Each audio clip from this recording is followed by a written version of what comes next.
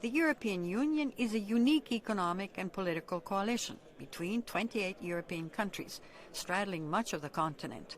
It is the largest economy in the world, with an estimated population of more than 510 million. Because of its global influence, the European Union has been described as an emerging superpower.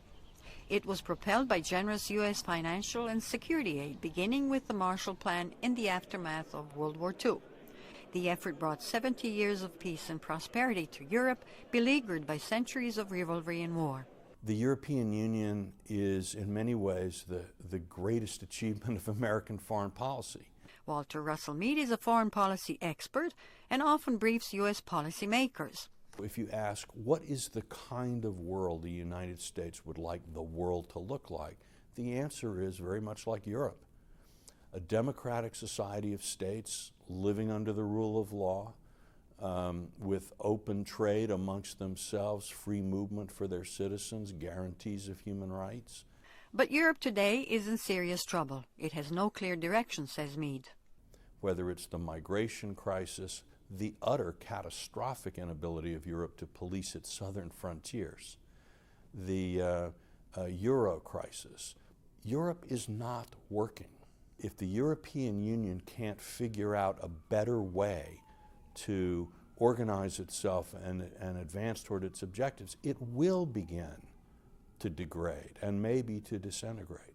Charles Kupchan points to globalization failures as the main cause of Europe's current problems. He says that despite delivering global prosperity, globalization also brought increased inequality, demographic upheaval, and cultural disruption in the world's wealthiest nations. There are now large segments of society in the United States, in Britain, in France, in Italy, that no longer feel that the global economic system works for them. They want to put the brakes on. The average European, Kupchan says, is losing faith in the liberal international order and its institutions, while turning to anti-establishment politicians for answers. But he warns solutions remain elusive. The $6 million question is, what are average Brits in Liverpool or average Italians in Milan or Turin, what are they going to do to earn a living wage in 2025? Nobody has an answer to that question yet. If populist trends spread further in Europe, the continent could plunge into disorder reminiscent of its darker past, says Mead.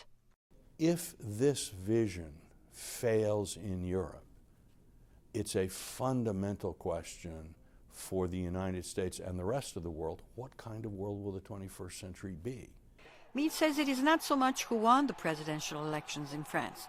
It's that the European Union's foundations have become so weak that one election in one member state can cast a 60-year project into existential doubt. What was unimaginable 10 years ago now is a reality. Yelena De Franceschi, VOA News, Washington.